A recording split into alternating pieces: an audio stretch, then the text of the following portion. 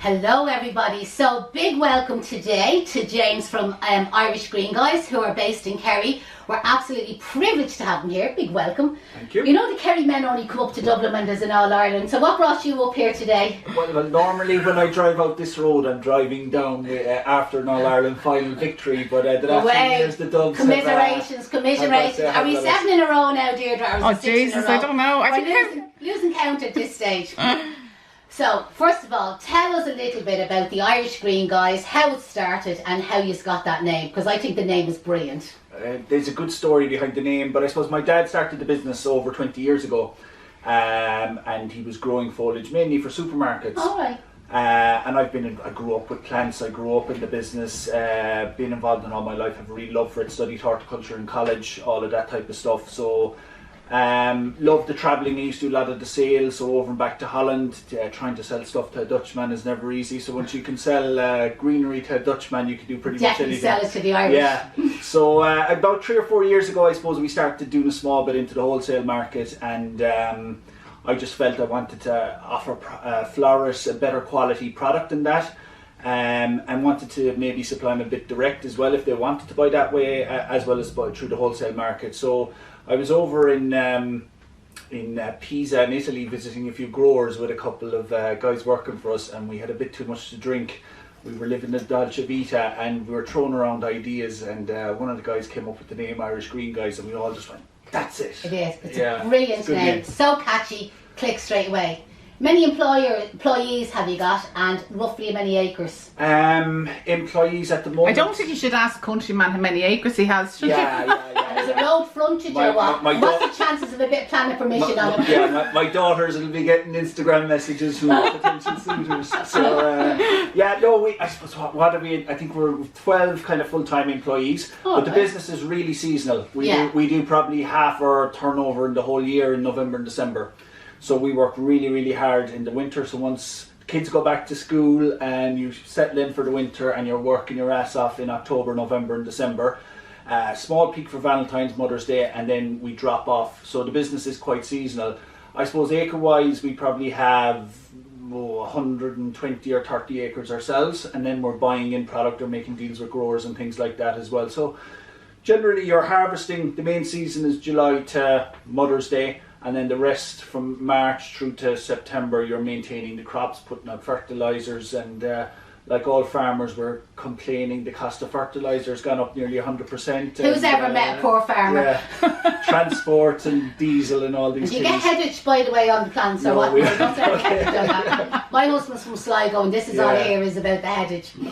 Okay, so a lot of our students that are here in the Bloom Room, some of them may be interested in, say, setting up an account with yourselves. So just give us a rough guide. How would they go about it? It's really easy. So there's you log on to our website, irishgreenguys.com. There's a register button in the top corner, so you just click register, fill out a few details, and then I suppose we were debating the best way of working it. So our pricing is kind of tiered based on how much people are buying. So we start off at a bronze level, and then if you spend €250 a month, it moves up to silver, and $450 a month you go up to gold. And the pricing, there's probably a 10%. And to be honest, like that's how most flower wholesalers work as well. The more you spend, the cheaper you get them. The more of a regular customer you are, obviously the cheaper you get them. Like it wouldn't be fair if I was buying greenery off you every week, and then somebody comes along once in a blue moon to buy a bunch of foliage and they get them the same price as me. Now just to kind of, again, we have a lot of beginners here, is there a minimum spend? So we don't have a minimum spend at the moment. What we do have is a fixed delivery charge. So we use DPD. Okay. And it's €9 plus VAT. So it's about €11 regardless of whether you're buying one bunch or 100 bunches. It's a €9 plus VAT delivery charge. That's not bad. No. It's generally, you'd be working 2 to 3 working days ahead. So if you ordered on Sunday, the product would probably get you Tuesday or Wednesday. You can select your delivery day ahead. So if you wanted to order something now for Mother's Day, you can go on and book the product now for Mother's Day. But if just in time, kind of 2 to 3 working days is the way it's set up. That's not bad at all. That's fairly fast. I just have a question, like, what days do you deliver? As in, do you deliver, like, I know obviously the 2 to 3 days in advance notice, but would there be deliveries Monday to Friday? Tuesday to Friday. So Tuesday, Tuesday, Wednesday, Thursday, Friday. Grand. Okay, and you've answered my next question already. Obviously, everything is plus VAT. What's the VAT rate on foliage? So the VAT rate on foliage is 13.5%, and on delivery then it's the higher VAT. 23% on 15. Now, we would have a lot of students from the UK, so is it possible for UK students to buy from you, or what way does that work? Yes, we have a UK website as well. Okay. So pre-Brexit, everything was so easy to deal with the UK. We could send a box out of a warehouse in Kerry and it'll be anywhere in the UK in 48 hours. For very cheap prices, but that's all gotten a lot complicated now. So we actually have a warehouse now in Lincolnshire in the UK. Our product gets shipped in bulk over there, and then we dispatch it out based on orders. So we don't ship the product unless we have an order for it. Right. The problem with the UK is I think the lead-in time is about 6 days. 6 days. Yeah.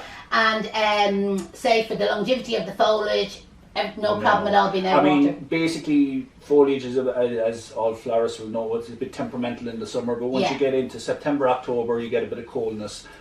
Foliage will last a good few weeks. Like the product is absolutely amazing, and I'll go through some of the selections because the stuff here, like, I just think this is fascinating. What did you call it? Bog myrtle? Bog myrtle. Yeah, and you're probably saying that grows as a weed, probably down in Kerry, but it's fascinating. When you're a dove, you see everything is fascinating.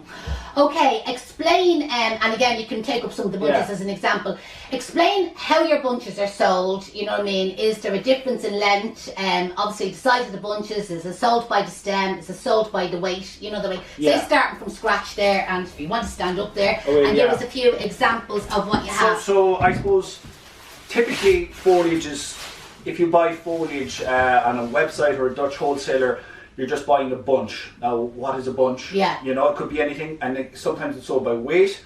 And the bunch could have little short pieces or long pieces or a mix betwixt and between. Yeah. And what I find is in busy flower shops, they like to be able to cost what they're putting into a bouquet. Yeah. So if you're, for example, Valentine's, you've a dozen red roses and you want to bulk it out with greenery, and you've a few extra staff in and you're telling them put in greenery, they could put in a whole bunch, they could put in half a bunch, they could put in a third of a bunch, and that's your profit. Yeah, yeah. You know, because with the price of greenery, that's your profit. So what we try to do is do it the same way you buy flowers. So we try to sell it by stem.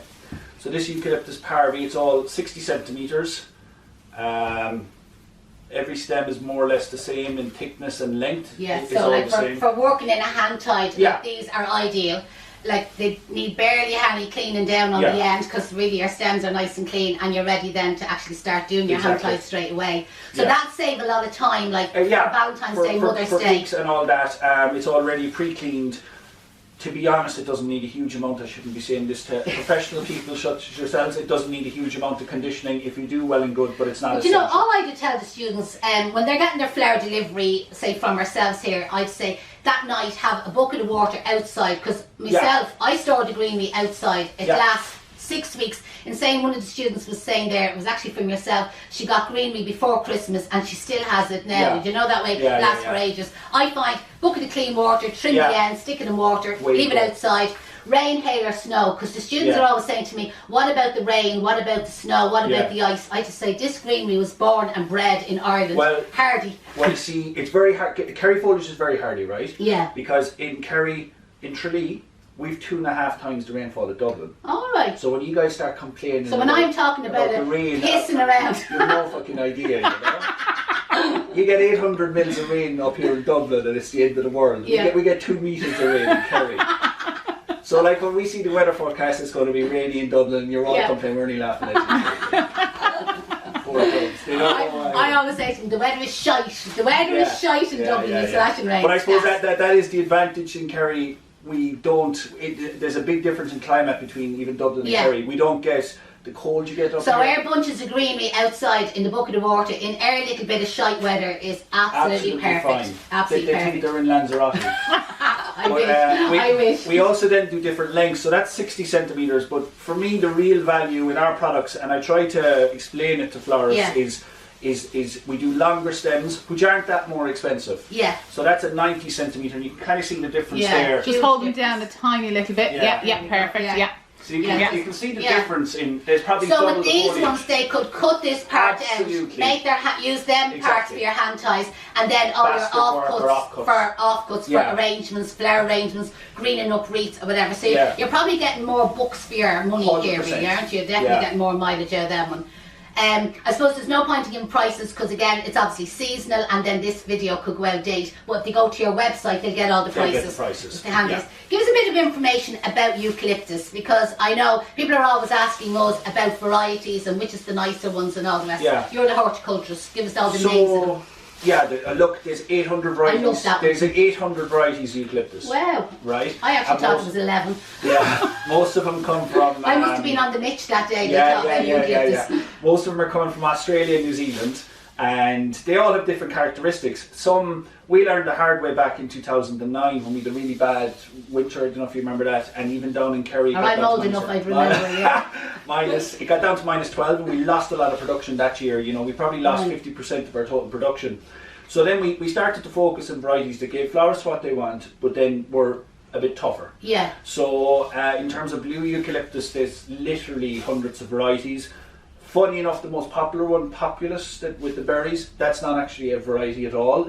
It's kind of a fake name the Dutch made up to... Okay, because I often see that in...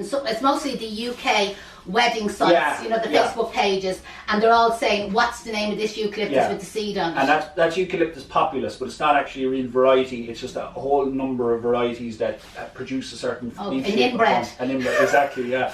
So there's no variety called Populus, but Populus is the one when a bride comes to you and she's got this amazing photograph of eucalyptus seeds and berries, that's Populus. You'd pay a lot of money for it in the summer, but it's a stunning... And you wouldn't have that, would you? No, we don't. Generally, berries don't do well here. Isn't that a great bunch for bridal bouquets? Like, you know what I mean? So that's my favourite foliage. It's called... Now, that's short, so that's 40 centimetres. But that's perfect for anybody that has weddings. Sure, that's enough foliage to put into your bride's bouquet, your bridesmaids, maybe a bit more cleaning down on it. So that's only 40 centimetres, and obviously we do that variety then in 60 centimetres and longer. That's called Gloucescens. That's my favourite thing we grow. It's just the scent of it. It's the most scented of all eucalyptus varieties. Absolutely fabulous. And it's just got a beautiful shape, beautiful colour, and a powdery blue colour as well. Yeah. But I sell out of that in 60 centimetres. Once I put that up in August, it's gone. So we're planting huge amount of it, but we'll probably talk about that. It takes so long for it to, from a small seed. It's a slow grow, yeah. Right, pick out something. This one here. Now, here at Case Flower School, we call this Silver Sussex, okay? I'm backwards. You've actually changed the name changed the name of a product. I think the proper name is... And every time I watch it, and the amount of people in the comments just say, is that the same as Sussex Silver? And it's obviously, it's a habit from years ago, you know, that way I suddenly called it Silver Sussex. And the garden centres contact me and they say, like, you know the proper name of that? We have all people coming in looking to buy Silver Sussex plants. I love it. Tell us a bit about it. Yeah, it's from New Zealand. We're probably growing it 15 years. It's really, really hardy. It lasts forever. It just dries out, to be honest. You're a big fan of it. Yeah. It's one of these foliages, if a florist isn't too busy and she needs a foliage, this is the one to buy because you come back in 4 or 5 weeks later and it's still looking the same. But you know, even I'm looking at them stems kind of cleaned down. If you're, say your Valentine's bouquet of roses, you know that way, like to be using that as your filler, you know that way, absolutely fabulous. And again, for flower arranging would be brilliant. Again, I love it. Store it outside in the shite weather, lasts for ages, and if you're using them up in your wreaths or your door wreaths, it just dries out. It's a brilliant product for Christmas wreaths. Yeah. Because the question everyone asks is, how long will a Christmas wreath last? And that's like, how long is a piece of string? I must bring you over to my house. I still have my Christmas wreath. Now, if you put a wreath inside in a fireplace, it'll dry out fairly quickly. Yeah. But if you store it outside, absolutely, So, what's this tall one here? So again, this is laurel. This is just laurel. All right.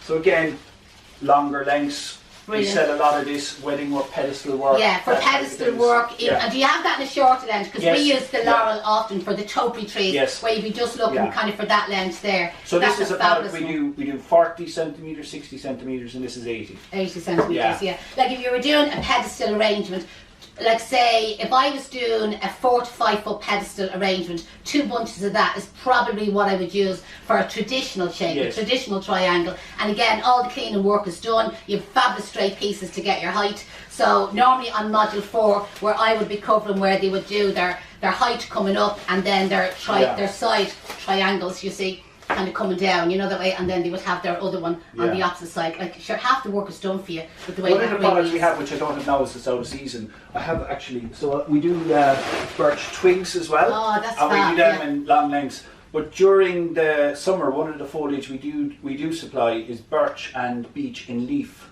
All right. So what that does, the problem with the laurel is it's a single stem. Yeah. Whereas if you can imagine a birch or a beech, and one a bit meter of leaf stem, on that. all the leaf colour, and it just gives this great fill. And absolutely. You know, it's like texture that people like in wedding flowers. Again, on the module 1, where we would be talking about, say, a modern display, and I would, again, I've done some with beech, but even the likes of ting-tings or twigs and that coming up with that, that really nice one you had at the beginning. There we go. Should have had the scissors handy here. But in the drawer. The drawers on the other side of the table turned backwards to us today. Doesn't matter. Here we go. And again, that coming up at the back of your arrangement, absolutely fabulous. Do you do that sprayed, or could people have to spray themselves? Yeah, so we do that sprayed mainly for Christmas. Right. It's something we can do other times of the year as well. But just for weddings in white, and even to make bunches. Well, I have seen that 8 and 9 foot tall white. And then you would do them as pew ends, and it'd nearly be like, remember when Kate Middleton got married and she had the big trees in the church? So if you do the bunches of twigs tied to the pew ends, you know that way. What height? 8 or 9 foot, that you would nearly be on the ground, kind of, what height are you?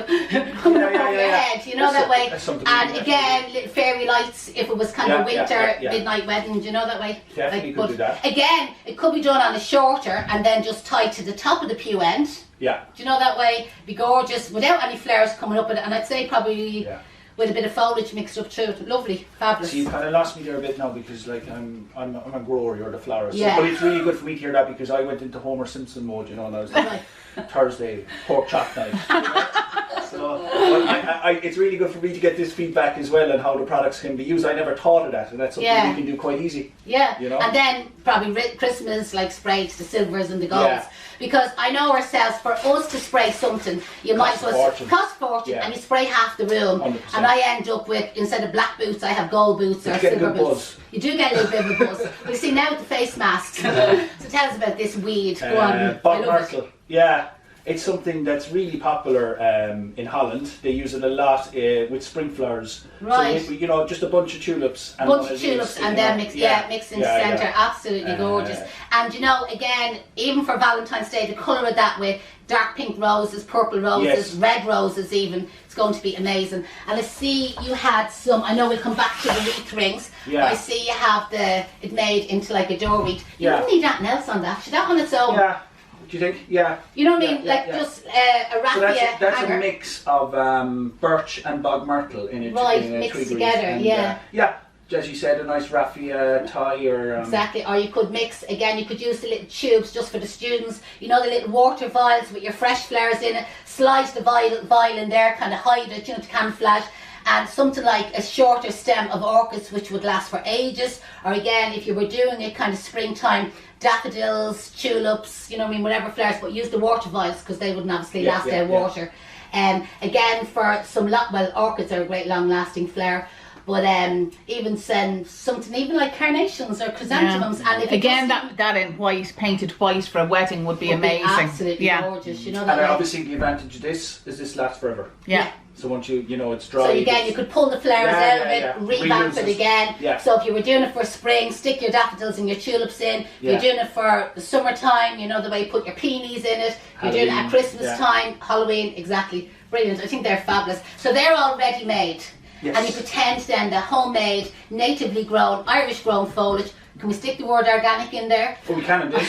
Absolutely. So organically, natively, environmentally friendly, free. People love these words, you know that way. Always use the hashtag in front of them. And just when I was talking about your door wreaths, because we have another one here. Again, I love the eucalyptus wreaths. Now I know the students, we show you how to make these, but sure, when you have some gobshite and Kerry making them for you, why would you be bothered? These are gorgeous. They are. I mean, look, as I say, that's my favourite thing we grow is the Klaus Essence. The only question we always, and it's the first question the florists will come to me, is how long will it last? Yeah. And it's the $1 million question really, and what you find with anything out of water, it's where you store it. Now, it's not going to last a long time, because obviously you've got a whole load of eucalyptus out of water. Then when it dries, some people love it when it dries, some people think it's dead when it dries. It depends what way you look at it, because it kind of goes crinkly, you know that way. Like anybody on a front door, you go wrinkly. On a front door, I'd be very confident saying 2 to 3 weeks of it looking good. If you put it inside in a house, inside in a warm room, it'll dry out pretty quickly. But it's a really nice. Depending on whether you're going to put decoration on it, what I often say is if you dunk them, do you know that way? So if it's outside, 100%. if you had a hose, you know that way, put your hose on it, take it off the door. If you look at the back of it here, you've all the stem ends. Exactly. So if you dunk that into a bath of water, stick it in the shower or whatever, and like even when it starts to look a bit sad, it'll bounce back up again, and then you will get a little bit longer. But if you put decoration on it, it can be a bit awkward. Like I have an outdoor hose, but not everybody would have. I love them. I think they're gorgeous. And again, why would you be bothered making them? If you got an order for loads of them, do you know that way? Stick it up on your social media pages, and again, just buy in whatever number you need, decorate them whatever way you want, and then easy books, easy money to make. So go back to another few foliages there. Right. Show something So else this is one we're I'm quite excited about actually. So this is salal. So salal is probably the most common foliage in. And you know what? It's one we don't use that often on the classes, and I don't talk much about it. But I know for event decoration and wedding displays, it would be absolutely fabulous.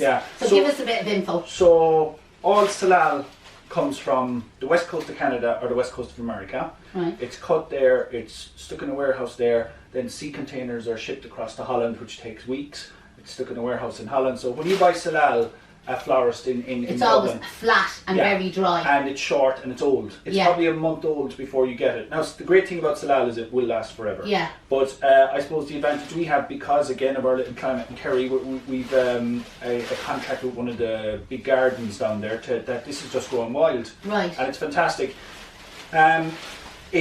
It's somebody put a comment on one of my Facebook posts about it, and I agree with him 100%. It's unruly. I thought it was a great way of describing it. But you know what? That's the trend. That's the trend at the moment. Like myself, wild and wonderful. You know that way. So, you know, with wedding bouquets, with some of the wedding displays, I know when we're starting the students on Module 1, we're very formal about things, like learn the rules, learn the guidelines, you know, that way, be real precise and real exact. And then, again, you kind of get to Module 4, is start going outside the lines, you know, start scribbling, start going wild, and that would be brilliant. Again, for a topiary tree, that would be an archway, moon gates.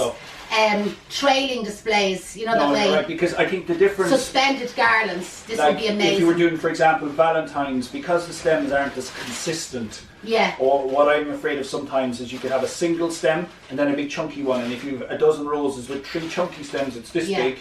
And ones with 3 thin stems, it's this big. You don't where that's where the other foliage is working out better. In saying that, you know what I mean, like before you came on the market, like most people had to work with unruly bunches of eucalyptus, so they'd have to cut the side shoots off, which is all time. Time is money in the flower shop, so it is brilliant when you can get the stems and they're already cleaned down. But I could see ourselves using that, you know, absolutely, you know the way. And how long did you say that lasts? Oh, I mean, if a florist was to buy this now before Valentine's, this will easily last till Mother's Day. And but you know, again, if you were planning, if you had a big wedding or an event, you could pre-make and pre-green up a lot of your stuff way in advance. So the foliages that are great for that type of stuff, for pre-greening, if you've like you know, Christmas or Mother's Day, obviously the salal, the laurel, these the Sussex silver, goldcrest or the conifers, they would just last forever. And then you have to probably treat the eucalyptus then like the flowers you're putting them in. Just leave that till near the time. Leave that near the time. Now, saying you just mentioned the gold crest. Now, when I often talk to our students, and I'm going to call it cupress, cypress, whatever. But you know the real, now that one's a gorgeous, the colour, right? So you know the real dark green one, okay, I absolutely hate it, and I probably, none of my students will like it, because I nearly put them off it before we even start. Okay, I always associate the dark green one with funeral work, right? And in flower shops, and even our students, we would say that the majority of flower shops, when they're greening up the round, traditional, you know, standard reed, they use this. And the reason they use it, it's nothing holy or religious or funerally about it. It's cheap. Lasts for ages, you know what I mean? You get great cutting on it, because we cut down this way into the branch, you know, we don't cut the side ones off, some of them, but the majority of the time we're cutting down into it. So a lot of flower shops, they would know on average that this particular flower shop sells 10 wreaths a day, 20 weeks a week. So they buy, So I have you in on work experience this week, or we're having a quiet week. So rather than you being on your social media all the time, seeing how many likes you have, I would have you out the back store greening up all these wreaths. we'd keep them out in a kind of a cold, damp store, which is most back stores in flower shops. Water them, it drinks very little water, do you know that way? More water in the base, keeping them wet, and then when the customer comes in and orders 3 wreaths or 4 wreaths, which normally happens, the bulk of the work is done. Banging the flowers in is the easy part. So we always seem to associate, and probably a bit old school, I always associate with the darker green version of that, only with funeral work. And we do warn our students, do not use that in flower arrangements, because I will be on like the big bad wolf, and other flower shops will slag you and say, look at your one putting funeral greenery into her wedding work or baskets. Now, and I kind of associate that with a funeral. That's me personally, okay? But this one I definitely wouldn't. Really? So this one to me is a happy press. Did you get the happy lemon scent off? Oh, it's absolutely gorgeous. But to me, it doesn't look the same. Now, as I said, this is my personal opinion. But all the students I have trained over the last 30 odd years, I have told that to them. So you're up against a battle. So you have to but change their minds. The other thing I think, I just want to grab something else here, is I think there's the cultural side of it then as well. The Dutch go mad for this stuff. Yeah. And the Europeans, and they go mad and charge a fortune for all these conifers and stuff like that. Griselinia is another foliage, right? Right.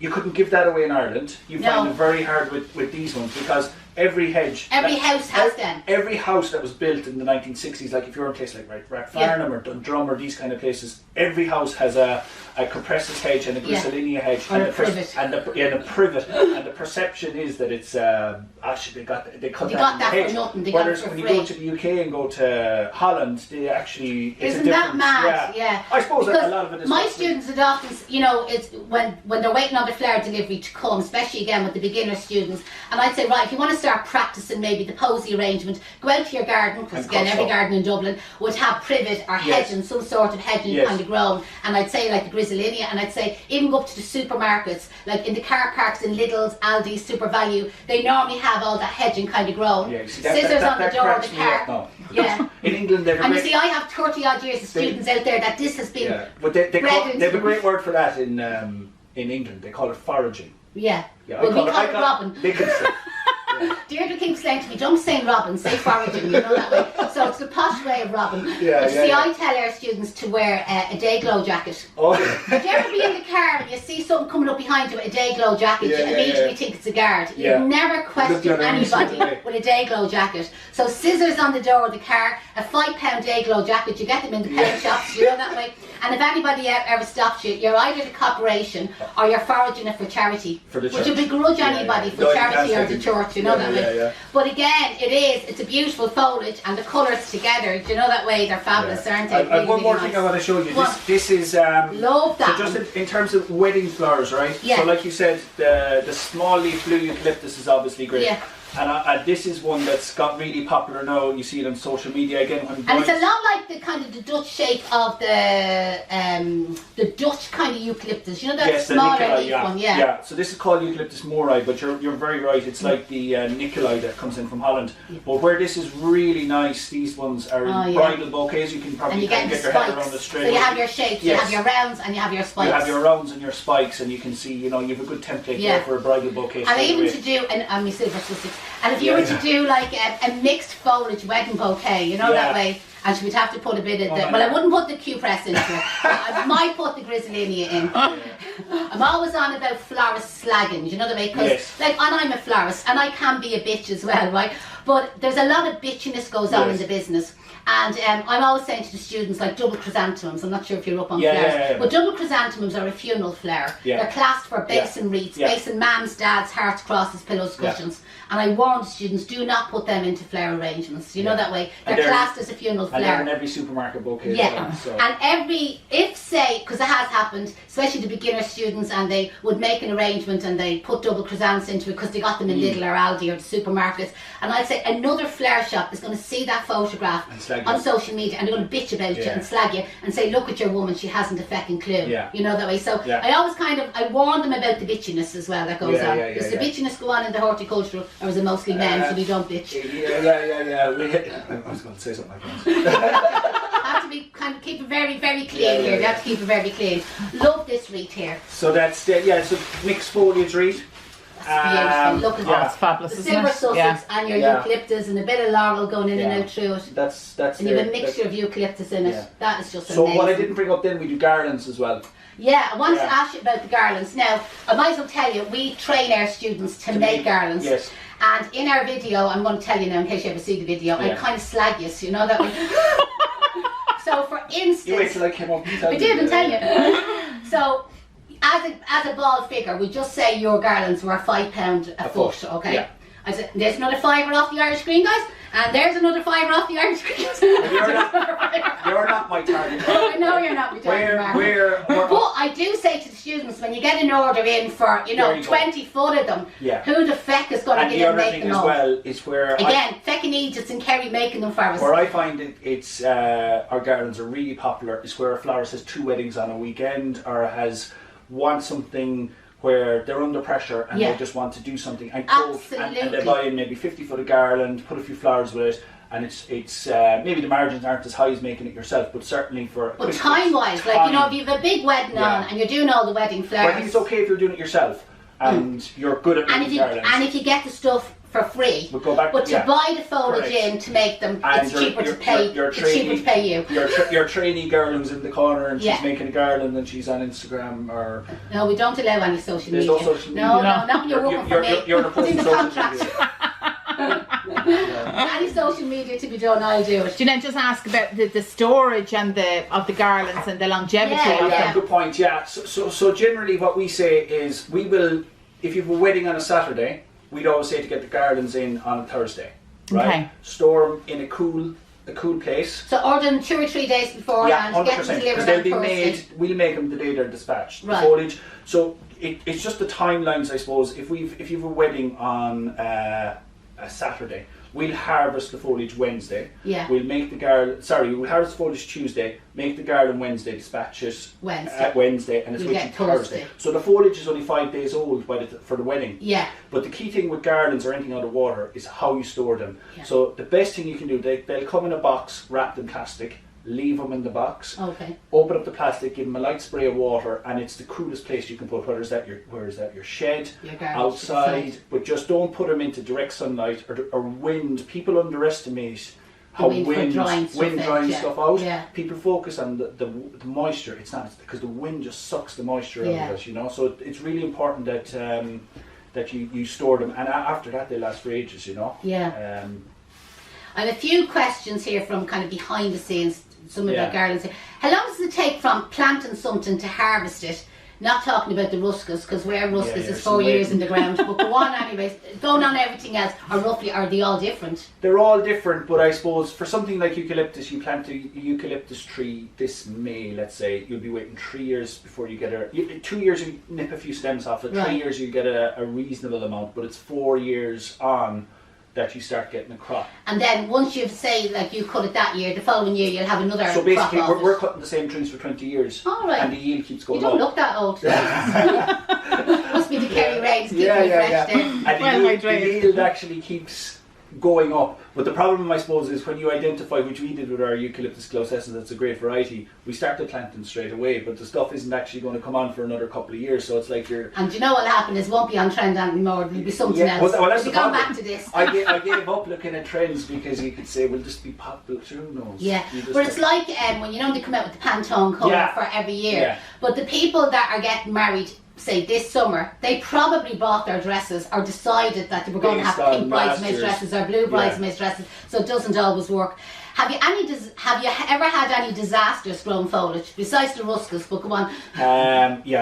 Loads. I mean, the biggest lesson we got was the bad frost in 2009. We had got a bit too cocky and complacent because a lot of the varieties of foliage come from New Zealand, and they'd be maybe tolerant down to -4, -5, and we had gone through maybe 15 years of getting no cold weather in Kerry. So we started planting all these things, and then 2009 wiped out. We probably lost 50% of our total production that year. But, and as you say, then it takes 4 years to replace but I suppose all that. The good thing is it was just like it's a bit like COVID. Everyone learned so much about different things. We just learned so much about what would grow where, anything that survived that winter is bulletproof, and double down on things. So that was a steep learning curve. Yeah, there's loads. I mean, I'm fighting. I sent Deirdre up a couple of ruscus plants, so I'm fighting with ruscus at the moment because it doesn't want to grow. But you know what? Like at that time, I used to always tell the students you can't grow ruscus in Ireland, and people would say to me they had ruscus grown, and I said, no, it's definitely not ruscus, that's an imported foliage. And then, as I said, I'm not a horticulturist, and I found that actually you can grow it when I seen you planting it, and then you sent Deirdre up a few. So we're watching them and we're minding them. We must take photographs and compare. Like the Dublin one. It's not on the list here, but I'm just thinking, like last year, that amazing heather. What month will we get that? So the heather, all going well. The flowering heather will be in time for Mother's Day, so we're aiming for start of March. That was just fabulous stuff. Yeah. Oh, amazing. I actually, was it last year we went on the Elaine show? Yeah. And I did this, and we done the heather wreath here. You got mentioned now, you did. Okay, did I send you the invoice for that mention? No, not yet. Bottle of wine. But it's just amazing stuff. It's fabulous. So, and again, you know, for those going back, I know we were chatting before we came on about how important now the organic and environment is. I mean, that basically, you plant the heather, it never sees a chemical. Yeah. The bees come from... Yeah, oh, people love the bees. The bees with funny accents, Dublin accents and everything. Bees with funny accents. So the bees love the heather, and it's just a brilliant crop. And it's just in season for that 4 to 6 weeks. And for the last few years, right, so March, March early. Now, Mother's Day this year is 27th of March, so you know, and obviously you could be watching this at a different stage. But anybody that hasn't seen it, put a note in your notebook, check them out for the Irish. Like they're huge big bunches, you know that way, and it was very reasonably priced, you know that way, got great value out of them. We made like heather wreaths, you needed nothing else, a bit of pink organza, lilac organza, fabulous. We've questions about the garlands, but we've more or less covered that. We've talked about our wreaths. If a florist needed a huge amount of a Pacific foliage, you know what I mean, so say she had a huge big wedding event decoration, she needed loads of foliage and loads of garlands, would she have to give you extra notice? Yeah, 100%, so probably 2 weeks. So we'd often get that, especially with big weddings, where we could get an order for 100, 200 foot of garland and they want specific foliage in it. Like we can do real chunky ones, or we do. All right, so you can specify what you want in the garlands. That's brilliant. I suppose the same way you have the different selections of the wreaths. Excellent. And if a florist required an unusual Pacific foliage, now the thing is, like I didn't realise you could get grizzlini in a bunch here. What have I got wrote down? Okay. I know you don't have holly, or will you have holly if you... But we say they needed something Pacific, you know, that way. Again, I couldn't think of that in different. I have rhododendron and holly here. But would you be able to source it for them? If it was something mad looking, you tell me something unusual. We're always trying to add to our range. So we're always trying out new things. And if we can, we will. But I suppose... holly, I've an aversion to. I just admire flowers for making holly wreaths. Well, you see, I order in the non-prickly holly. Yeah, do you? Yeah. And you make the don't like pricks, no, non-prickly holly. There we go. Now, I have a question, see, we're talking about Christmas. I know I'm way ahead of time, but roughly, what would be your cut-off time, you know, that way, say, for people every year, for Christmas? Because every year what happens is, you sell out, students get on to you. I know we do our Christmas courses early November. I warn them all, first week in November, I say, get on now, order your wreaths. I say, everybody order 20 wreaths. You're 100%, if you're only starting off, you're guaranteed to sell them, and chances are you're going to sell more than that. And I said, if you go on the first week in December, he'll be sold out. It's not that he's sold out, he's not taking any more. He's looking after his customers. Exactly, that's exactly it. So what I'd say is by, we said 31st of October, we'll be able to guarantee anyone anything. Right. Then we go bonkers in November, and like you said, our real peak is the last 2 weeks in November, the first week of December. Then things actually quieten off again, and generally it's labour is an issue, it could be weather, but for the last 2 weeks in November and first week in December, we're just filling orders on the system. We're not taking any new business. Maybe from the 10th of December, then we're over the hump and we'll open it back up again. And then like the thing is, everybody wants their Christmas wreath on the door for the 1st of December, you know. Like, years ago it used to be the holy day, the 8th of December, but now, and then this year people were putting up the Christmas decorations in November. I notice it's getting earlier and earlier, and you know everyone says that, but I suppose the thing with the wreaths, if you are putting a wreath on a door in early November, you will have to replace it. So there is. You haven't seen my one. It's still going.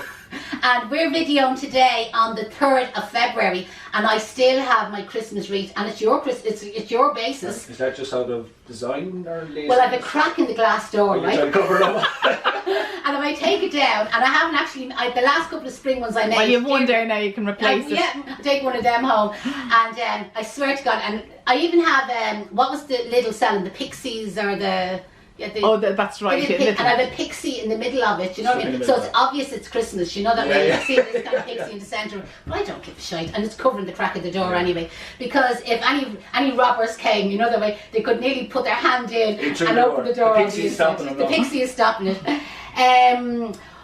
What if, and this would never happen, but what if there was some of the delivery was damaged or, you know, there was bad quality? What do people do? How do you look after? Contact, email, what is it? Customer service. We've a customer service email. Generally, we don't question it. And I have to say, I know there was definitely one of our students with the Christmas deliveries and with the number of wreaths, and she said to me she was left one wreath short, and you sent it out for her. Do you know that sort of way? Like if it was me, I probably wouldn't have even rang up about the one wreath short. But yeah, fair play to you. Yeah, you have to. And the last question: what does the future hold for Irish Green, guys?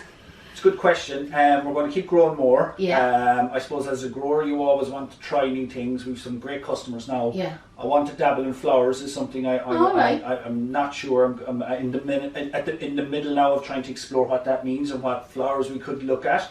There's a lot of flowers that about half the price of them coming in is transport, because they only get 10 or 20 in a bucket. So I'm saying, well, could we do something there? Yeah. What would grow well in our climate? So flowers is something I want to. I have a whole load of new production going into the ground. A couple of new varieties I want to try out, and just keep growing. And the kids, do you think is going to? Yeah, the kids. You know, look, it's great. I've 5 small kids, so. The teenagers now are putting up a bit of resistance, all right, but it's pocket money. Yeah, keep them, yeah. What do we call it? Keep them money hungry. Keep them no pocket money, and then when you work, you know that way. So my teenage daughter said she wanted to go to Guns N' Roses concert, and I said, great, buy the ticket. And now I said, well, how are you going to pay to go to Dublin? How are you going to do this? Yeah, so, absolutely. Same as ourselves. We did be exactly the same. Drag the kids in, packing boxes and so on. Yeah. And they learn the value of work, and we did it ourselves. You know that way. Like my mum is Kay. She's still alive. She's retired. And like we were reared in the back of the flower shop. You know that way. The same thing. And our own kids. You know what I mean? Even my husband, you know, when the flower deliveries come at night time, he's over dab hand, even though Terry McAdam is his business, he's a dab hand at treating the flowers. And listen, really absolutely a mountain of information there. I know we could probably go on and on. If anybody has any questions, contact James. And probably email is the best, because I know you never. And I'll put his email on the screen. Yeah, great. Yeah. Email is probably the best. Email the best, because we're out in fields all day. Yeah, absolutely. Great. You're not supposed to be on your phone anyway during work hours.